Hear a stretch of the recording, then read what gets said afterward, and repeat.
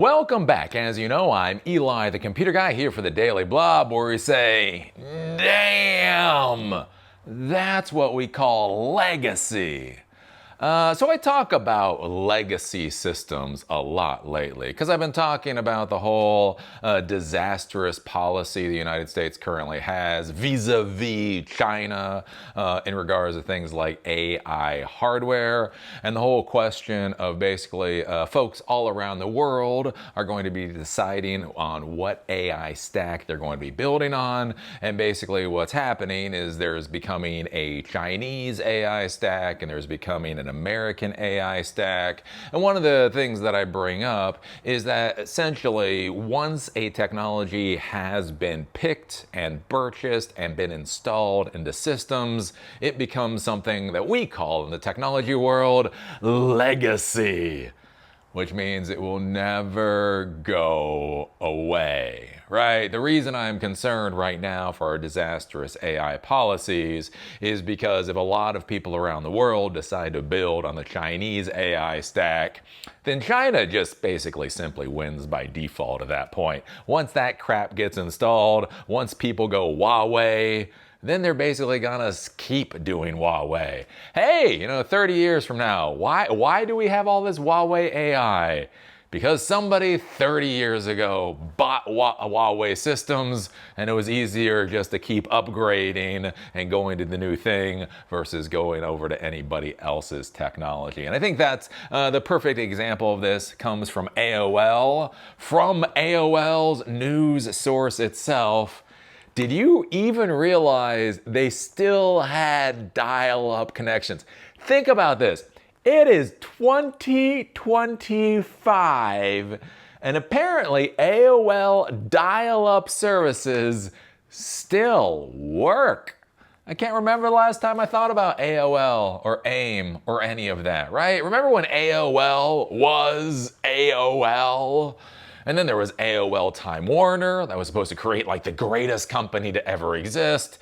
And then I don't know, everything kind of vaporized, right? Well, yeah, apparently AOL is still trucking along. Who'da thunk? And not only is AOL still trucking along, but their dial-up internet service. I'm not even sure where I would go to buy a modem in 2025. 56K modem?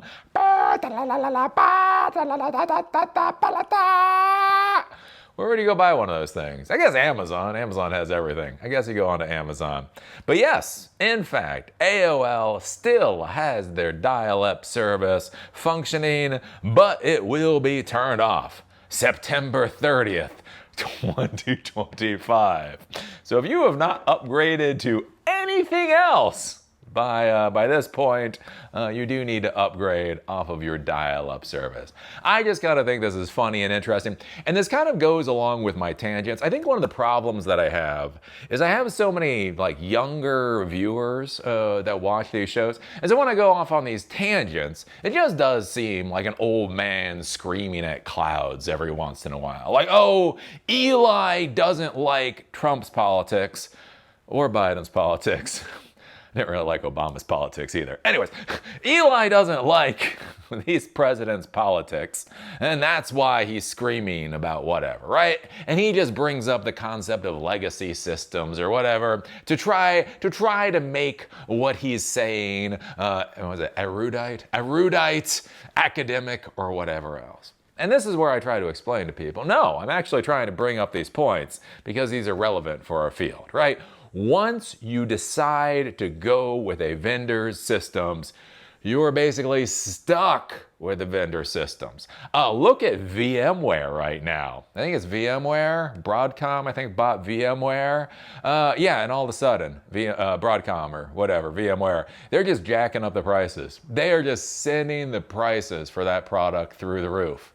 And why don't people leave, right? A product that is basically doing what it's always done. You're now just paying a hell of a lot more to continue using the product that you already purchased. Why would you stick with that product? Because you already bought it. Because somebody installed it a decade ago. And frankly, migrations are the real evil in our industry, the real horror show in our industry. So once you go with a stack, That stack never goes away.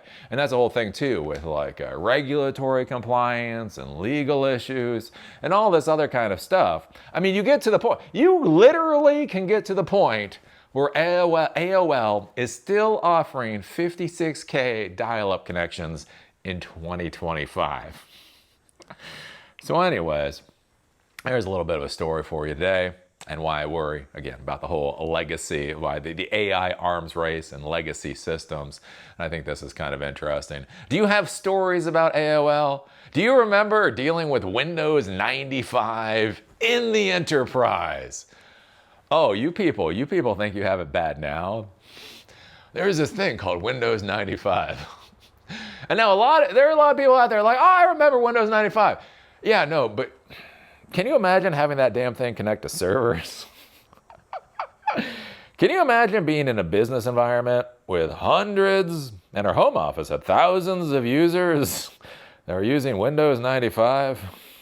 Oh, that was a brutal time period. Back then, that was the thing, is AOL decided in their whatever, great decision-making capacity, that in order to make it easier for new users to use AOL, when you installed AOL on your system, it would disable all other ISP services. So that's what was talked about in the mainstream media. So basically, if you had MindSpring, I was a MindSpring user back in the day. If you had MindSpring, if you had Prodigy, if you had CompuServe, oh, old names. Oh, old names of long dead companies.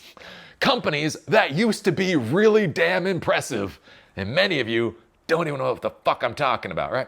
Anyways, the idea was, so it goes in and it disables all these other ISP connections so that you only use AOL, right? And anyways, that was a big crap show, with the whole basically for consumer choice or whatever else, and was it anti-competitive practices? That's what most people were screaming about. Here's the thing though. What really is an ISP connection, especially when you're dealing with Windows 95? An ISP connection in Windows 95 was a network connection. So not only did it disable, that's what it did, it disabled your MindSpring account and your Prodigy or whatever else, it also shut off your LAN connection. It literally disabled your LAN card. And so there was this thing called AOL Instant Messenger, which really was basically the first social media company or real widespread product. Again, if you're going to go back and talk about, companies that should have succeeded and taken over the world, AIM would have been one of those products. AIM was a disaster. Everybody needed AIM installed on their systems. You go into an office environment, and by God, everybody had AIM installed.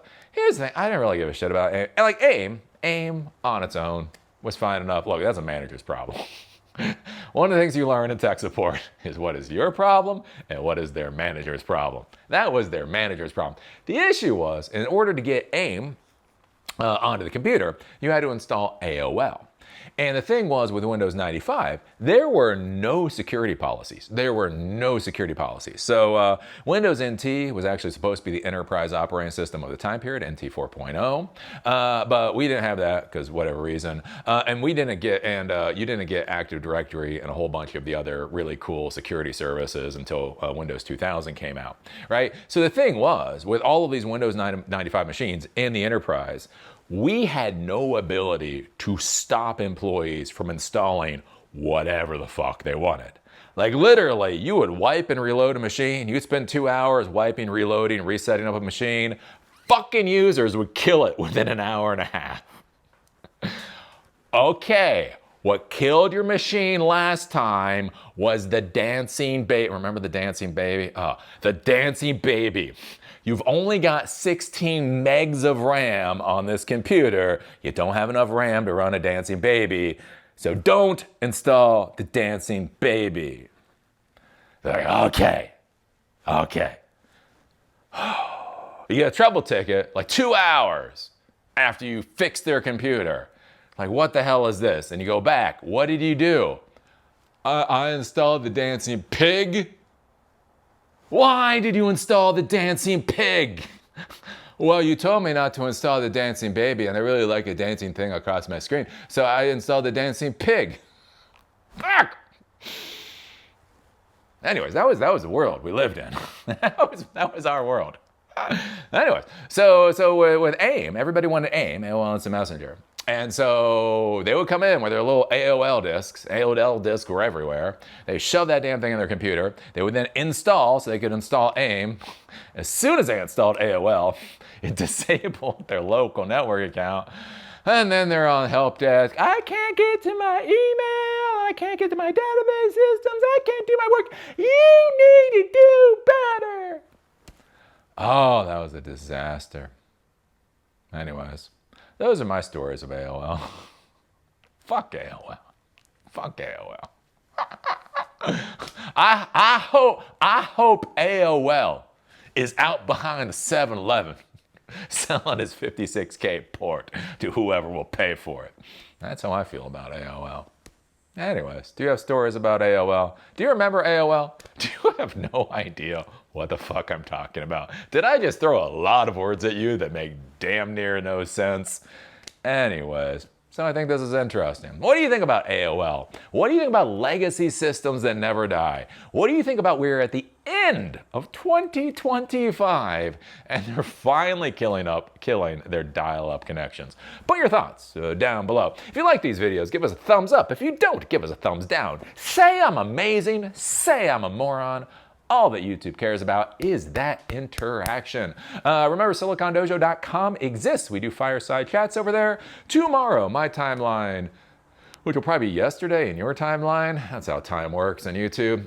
Anyways, I'm going to be doing a fireside chat with a VP for AI models over at IBM. We're going to be talking about what IBM is doing with AI, models, that type of thing. You can go to SiliconDojo.com. You can RSVP for the session. And basically, we get on. You're able to ask questions in the chat stream. We use Zoom, that type of thing.